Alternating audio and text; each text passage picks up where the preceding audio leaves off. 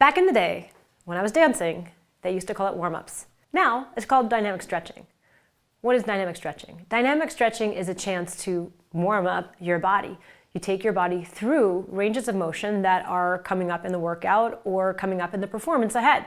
So one of my favorite ways to prepare my body for, let's say, a hip-focused workout or deadlifts or trap bar deadlifts or Roman deadlifts or what have you is something called monk walks. And monk walks are a sagittal plane motion that essentially are a walking lunge. And you'll notice that in this walking lunge, I don't have a lot of extension in my lumbar spine. The spine stays really neutral as I essentially march through the lunge in the front and back leg simultaneously. And what you might not notice, because it's happening so quickly, is that I'm dropping in some very specific neurodynamic cues into my movements within the monk walks. They're hidden, but I'm going to slow it down for you right now.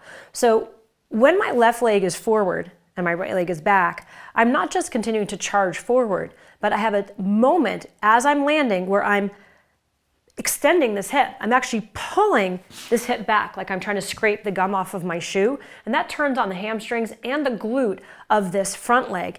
In the meantime, my back leg, these right hip flexors are trying to kick dirt forward. So I have this moment of oppositional activation, even though I continue to march forward in the monk walk. It happens very, very quickly. You don't need to do this 100% of your effort, just even 15 or 20% of the effort. And this really helps to start map even more motor control, even more signature activities that these hips are going to encounter when they go into their workout.